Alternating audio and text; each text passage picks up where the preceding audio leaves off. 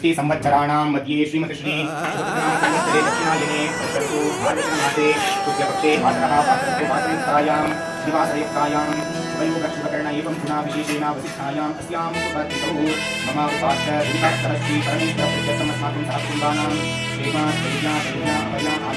आरोग्य ऐश्वर्याभिवृद्ध्यर्थं जनकप्राप्त्यर्थं पुत्रपौत्राभिवृद्ध्यर्थं सुमङ्गली भव अस्य यजमानस्य गोत्रोद्भवस्य विजयकुमार नाम्याः समीरा नामधेयस्य दीपक नाम्याः जया नामधेयस्य अक्षरा नामधेयस्य सहकुटुम्बानां क्षेम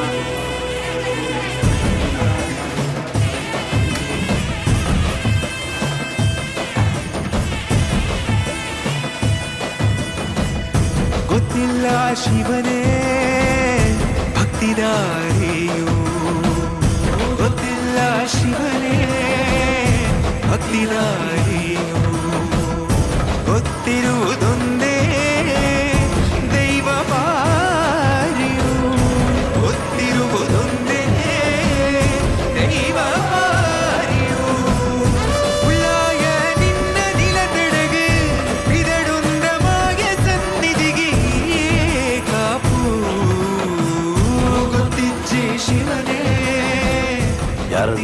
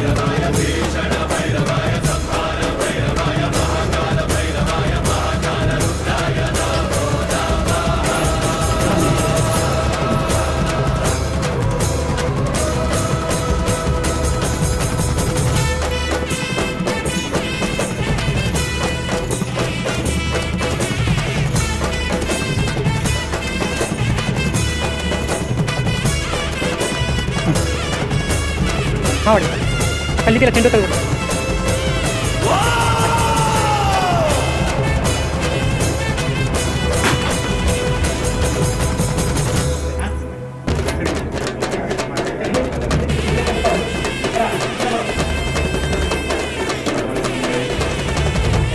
ಉದ್ದೇಶ ಅಂತ ಏನಿಲ್ಲ. ಸೊ ಚಂದ್ರಶೇಖರ್ ಹೇಳೋರೆ ಒಂದು 4 ಜನಕ್ಕೆ ಬೇರೆ ಯಾವುದು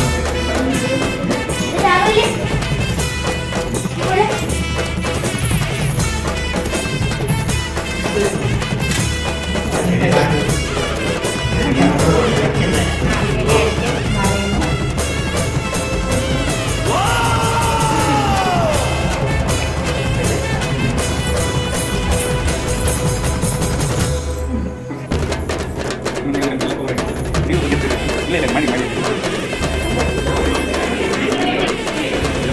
ಬೇರೆಯವರೆಲ್ಲ ಮಾಡ್ತಾರೆ. ಒಂದು ಒಳ್ಳೇದು 4 ಜನಕ್ಕೆ ಹೋಗಿ ಅವ್ರಿಗೂ ನಾವು ಒಂದೇನೋ ಒಂದು ಮಾಡಬೇಕು ಅಂತ ಬಂದರೆ ಯಾರಾದರೂ ಮಾಡೋದು ನೋಡಿದ್ರೆ ಜನ ಮಾಡೋದು ಸುಮ್ಮನೆ ನಮಸ್ಕಾರ. ನಮಸ್ಕಾರ. ನನ್ನ ಹೆಸರು ಗಗನ್ ಭಾರದ್ವಾಜ್ ಅಂತ. ಈ ದೇವಸ್ಥಾನಕ್ಕೆ ಮೊದಲನೇ ವರ್ಷದ ಪೂಜಾರಿಯಾಗಿ ನಾನೇ ಕಾರ್ಯನಿರ್ವಹಿಸ್ಕೊ ಹೋಗ್ತಾ ಇದ್ದೀನಿ.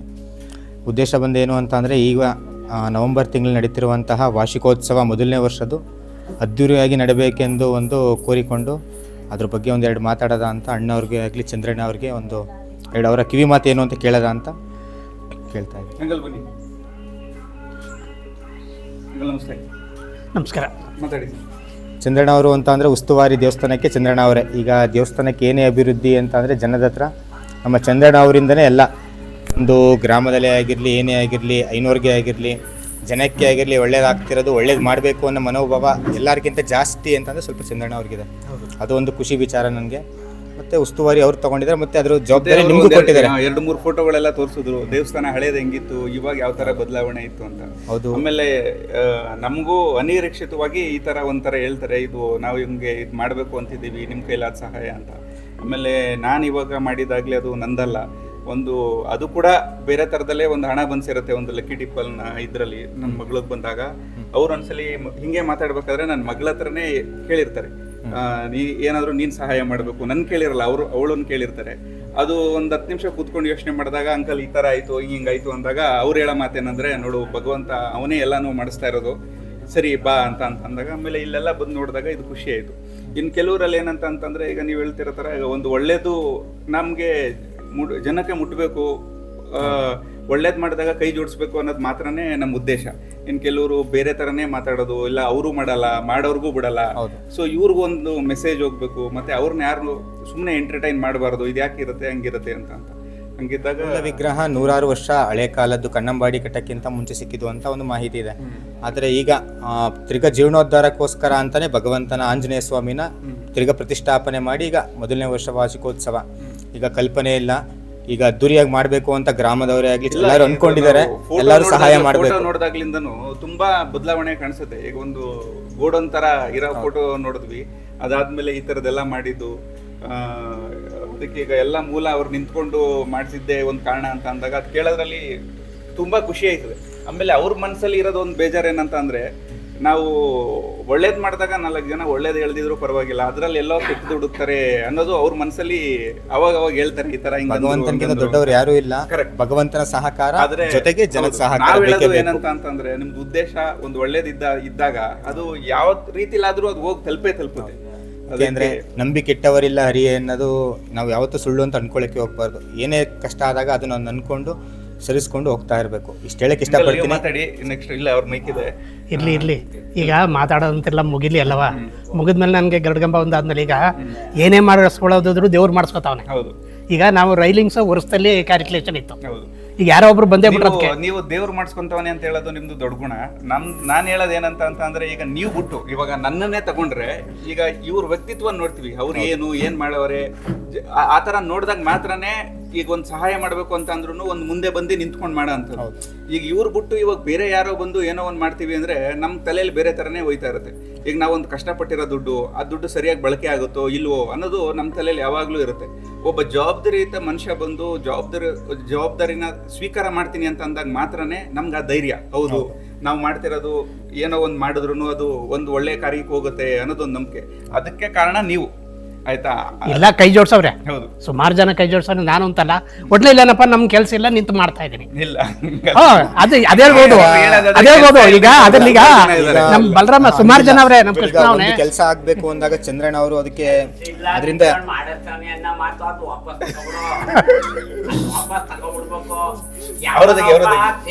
ಬನ್ನಿ ಅವರು ಮೇಯ್ನು. ಆ ಮಾರಿಗುಡಿ ದೇವಸ್ಥಾನ ಆಗ್ಬೇಕಾದ್ರೆ ಅವರು ಕಾರಣ. ಈಗ ಬಣ್ಣ ಹೊಡೆಸ್ತಾವ, ಮೊನ್ನೆ ನಾವು 5 ವರ್ಷ ಆಗಿತ್ತು.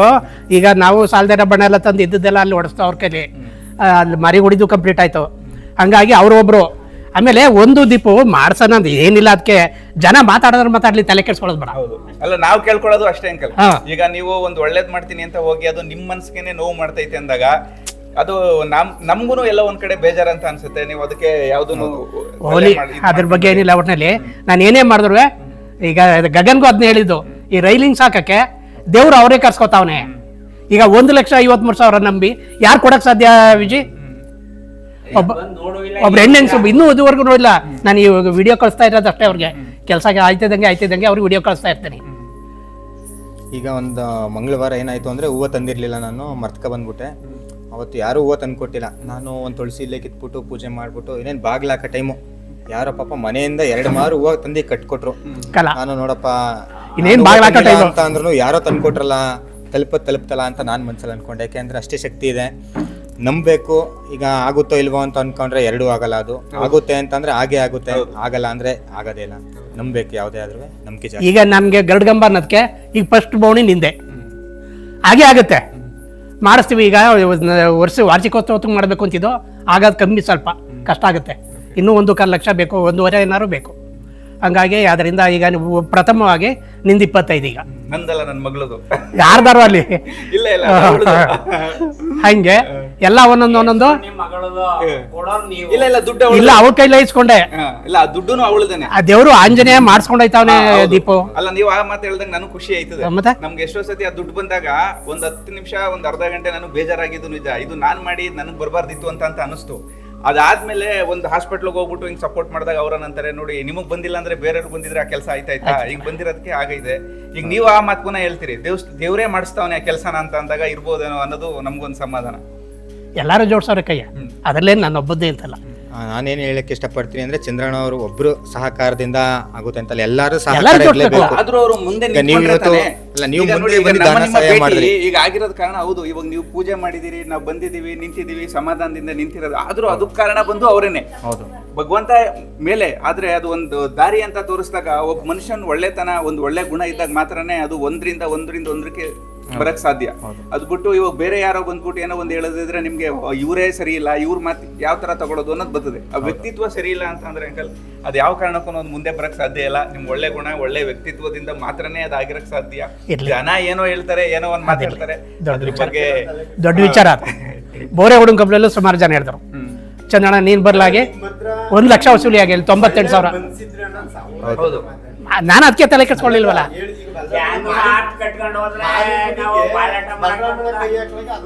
ಮತ್ತೆ ಅದೇ ಅದಕ್ಕೆ ಮಾಡ್ಬೇಕು. ಯತಿರಾಜ್ ಮೇಯ್ನು. ಈಗ ಅದಕ್ಕೆ ನಾನು ಅವಳನ್ನ ಶಶಿ ಕೇಳ್ತಾ ಇರೋದು, ದೇವಸ್ಥಾನದ ಬಗ್ಗೆ ಒಂದು ಯಾವ ರೀತಿ ಕೊಡಬೇಕು ಅನ್ನೋ ಭಾವನೆ ಇರ್ತದೆ ಅನ್ನೋದಕ್ಕೆ ಉದಾಹರಣೆಗೆ ಇವನು ಗವಿ ಅಂತ ಕರಿಯಪ್ಪನ ಮಗ, ಇವನು ಮಾಡೋದು ಅಡುಗೆಗೆ ಹೋಯ್ತಾನೆ ಪಾಪ. ಅದನ್ನು ನಾವು ಡಿಗ್ರೇಡ್ ಅಂತ ಅಂತಲ್ಲ, ಅಂಥ ಕೂಲಿ ಕೆಲಸ ಮಾಡಿದ್ರೆ ಇವತ್ತು ಯಾವ್ದಾದ್ರು ಒಂದು ಫಂಕ್ಷನ್ ದೇವ್ರದ್ದು ಅಂದರೆ 1,000 ರೂಪಾಯಲ್ಲಿ ಅವ್ನ ಕೈಲಿ ಎಷ್ಟಾಯ್ತು ಕೊಟ್ಟು ಮುಂದಾಳತ್ತ ನಿಂತು ಅವತ್ತು ಕೆಲಸ ಮಾಡ್ತಾನೆ. ನಾವು ಏನು ಹೇಳ್ತೀವಿ ಆ ಕೆಲಸ ಎಲ್ಲ ಮಾಡ್ತಾನೆ. ಅದೇ ಕೊಡಬೇಕು ಅನ್ನೋದು ಮನಸ್ಸಲ್ಲಿ ಮೂಡಬೇಕು. ದೇವ್ರ ಬಗ್ಗೆ ಯಾವುದಕ್ಕೂ ಪ್ರತಿಯೊಂದಕ್ಕೂ ಕೈ ಜೋಡಿಸ್ತಾನೆ. ಇಂಥವ್ರು ಜನ ಬೇಕು ನಮಗೆ. ಗವಿ ಅವ್ರ ಬಗ್ಗೆ ಏನು ಹೇಳ್ತೀರಿ? ಅವ್ರ ಬಗ್ಗೆ ಕನೆಕ್ಷನ್ ಆದರೂ ಈಗ ಒಂದು 5 ವಾರದಿಂದಲೂ ಬರ್ತಿದ್ದಾರೆ. ನಮ್ಮ ಪೂಜೆ ಮಾಡೋ ಗಂಟನೂ ಕೂತಿರ್ತಾರೆ. ಅದಕ್ಕೆ ಅಂತಾನೆ ಸ್ವಲ್ಪ ನಾನು ಪ್ರಸಾದ ಇದು ಮಾಡೋ ಗಂಟನೂ ಕೂತಿರ್ತಾರೆ. ಆದರೂ ಹಳ್ಳಿಲಿ ಸಿಕ್ತಂಥ ಸಪೋರ್ಟು ಸಿಟಿಲಿ ಯಾವುದೇ ಚಾನ್ಸ್ಗೂ ಸಿಗಲ್ಲ. ಹಳ್ಳಿಲಿರುವಂತಹ ಜನಗಳಿಗೆ ಒಳ್ಳೆ ಭಾವನೆ ಸಿಟಿಲಿ ಯಾರಿಗೂ ಹತ್ರ ಬರಲ್ಲ.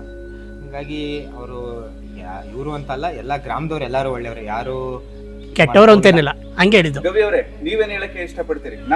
ನೀವು 1,000 ರೂಪಾಯಿ ಕೊಟ್ಟಿದ್ದೀರಿ, ನೀವು ಒಂದು ದೊಡ್ಡ ಮನುಷ್ಯರು, ಇನ್ನೊಂದು ಮತ್ತೊಂದು ಅಂತ ನಾವು ನಮ್ಮ ಕೈಲಿ ಎಷ್ಟಾಗುತ್ತೆ ಅಷ್ಟು ಕೊಡ್ತೀವಿ. ಇವತ್ತು ಸುಮ್ಮನೆ ಹೆಸರಿಗೆ ಹೇಳಕ್ ಮಾತ್ರನೇ ನನಗೆ ಲಕ್ಷ ಸಂಬಳ ಬರ್ತದೆ, ನಾನು ಅಲ್ಲಿದ್ದೀನಿ, ನಾನು ಆ ಕಾರ್ ತಗೊಂಡಿದ್ದೀನಿ, ನಾನು ಇದು ತಗೊಂಡಿದ್ದೀನಿ, ಒಂದು ಐಫೋನ್ ತಗೊಂಡು ಒಂದು ಕನ್ನಡಿ ಮುಂದೆ ನಿಂತ್ಕೊಂಡು ವಿಡಿಯೋ ಮಾಡಿ ಏನಾದ್ರೂ ಈ ತರ ಒಂದು ಒಳ್ಳೆ ಕೆಲಸ ಸಹಾಯ ಅಂತ ಬಂದಾಗ ನನ್ಗೆ ಆ ಕಮಿಟ್ಮೆಂಟ್ ಐತೆ, ನನ್ಗೆ ಈ ಕಮಿಟ್ಮೆಂಟ್ ಐತೆ, ನನ್ಗೆ ಬೇರೆ ಏನೋ ಐತೆ, ನಾನು ಅದನ್ನ ಮಾಡ್ಬೇಕು ಇದನ್ನ ಮಾಡ್ಬೇಕು ಅಂತ ಹೇಳೋ ಜನರಿಗೆ ನೀವೇನ್ ಹೇಳಕ್ ಇಷ್ಟಪಡ್ತೀರಿ? ಅಂದ್ರೆ ಈಗ ಚಂದ್ರಣ್ಣ ಅವ್ರು ಹೇಳ್ದಂಗೆ ಒಂದು ಚಿಕ್ಕ ಕೆಲಸ ಮಾಡಿದ್ರು ಒಂದು ಸಹಾಯ ಮಾಡ್ಬೇಕು ಅನ್ನೋ ಭಾವನೆ ಐತಲ್ಲ, ಆ ಭಾವನೆಗೆ ಏನ್ ಹೇಳ್ತೀರಿ?